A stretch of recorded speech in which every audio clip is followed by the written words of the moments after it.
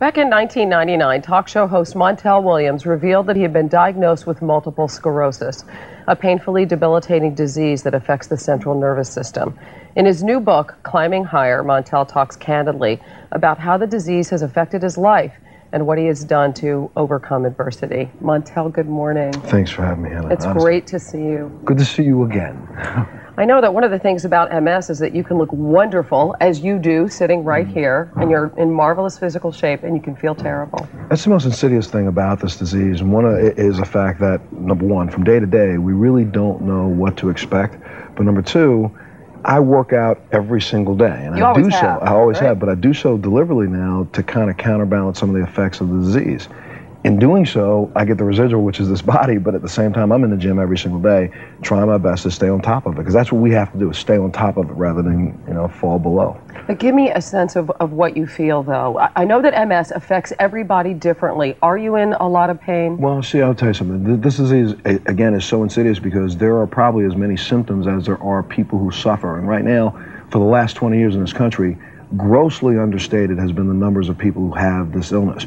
Even last week, you can see articles that claim that under 350,000 people have the disease. Right, the NIH, I think, says a quarter of a million people. Which is way off, and I'm telling you, we've delivered the numbers to them. We've had Zogby and also Gallup do 2 polls in the last couple of years for our foundation. The numbers are well over 1.8 million people. And the reason why I even say this is because all 1.8 million of us suffer differently. I happen to have what's considered extreme neuralgic pain in my lower extremities. That means from my knees to my feet, it hurts every day, 24 hours a day. It hurts you to walk?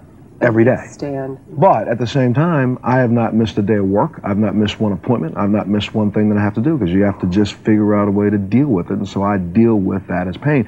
But that's part of the reason why I wrote this book. There are so many people out here who are suffering with different illnesses like myself in different ways, and don't have anybody to talk to and can't really communicate and get it out. So I wrote this book to kind of see if I could bridge the gap between those of us who suffer and those of us who love those who suffer, to help us all communicate a little better. You talked about the first 6 weeks after you were diagnosed, that you were crying constantly. You pulled away from your wife and your children. What was that time like for you? And how did you spiral down into thoughts of suicide? One of the things that is so crazy about this illness is that doctors, until recently, have not even given us, when they give us the diagnosis, all the symptoms that we can anticipate or things we should think about. One of the symptoms of this disease, based on some of the medications that we take and just the chemical breakup of our brains, is depression. I didn't know that. And so I spiraled into a abyss because of my pain. You said that you stepped off a curb in Manhattan in front of a car, right? About 3 blocks that way. About 2 blocks that way. Here you are on one of your shows talking about it, but you actually thought, hey, maybe I can get run over and make it look like an accident. Well, I had to, because you can't take your life, because my kids would have suffered and they had to bear the stigma of a parent who committed suicide. So I thought if I had made it look like an accident, then I could rest in peace and everyone could go on. And then I realized how stupid that was, because of my love for my kids. My kids picked me back up off the street, and they weren't even there, and they don't even know that. They got me up off the street and made me realize I need to deal with it. Yeah, I did that beforehand. And I think that's one of the reasons why I wrote this book. So many people look at so many of us who walk around every day and look so successful and think that there are no problems. I had a woman walk up to me in the airport and say, my husband is, first off, thank you, Montel, for what you do with MS, because I have MS. But you know what? I got to tell you, man, you make us look bad. And I said, why? She said, because my husband keeps saying, why can't you do as good as Montel? And then I stopped and I thought about it for a second. And I said, maybe what I should do is start telling the truth and let people know how I really am doing. This is not a cakewalk. I do this every day, and I will live this way every day. I will live 100% of my day every day. But it's not easy.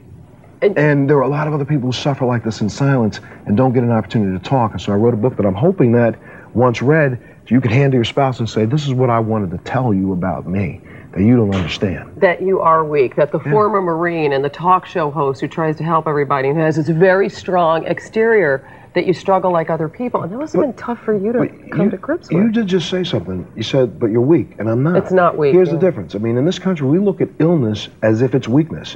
I may be ill, but I am for damn sure not weak by anybody's stretch of imagination. I work out every day of the week. I train, I lift weights, I do as much as I can to counterbalance its negative effects. But I'm ill. I want to talk to you about the drugs that you use, and you had a brush with OxyContin, and you thankfully said, I've had a brush no with way. every single one of the drugs that are painkillers, and this is something that I've talked about in this book. I want to talk about marijuana. I'm because telling you use it straight up. And I will tell you, and most people who know me, I spent 22 years in the service supporting, defending our Constitution in the United States. I fought in the war against drugs. But I'm going to tell you, right now in this country, we need to start thinking about compassion. Tell me why? Marijuana, No, not by any stretch of it. Just changing it from a Class 1 drug to a Class 2 drug and allowing my doctor to prescribe it. How dare you tell me, not you, but someone tell me that a doctor can prescribe morphine to me, Oxycontin to me, Vicodin and Percocets. Name the drug that are the most addictive chemicals on this planet.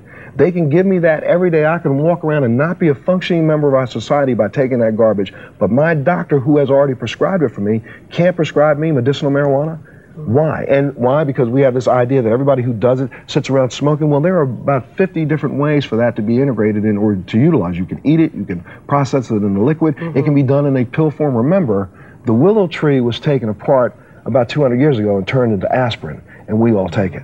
All right. On that note, we got to go. Thank you. Montel Williams, inspirational book, as always. Thank you so much for having me, honestly. Thank you for being on and for sharing with us your very personal story. And you can find out more about Montel's book, Climbing Higher, and the Montel Williams MS Foundation by visiting our website at cbsnews.com.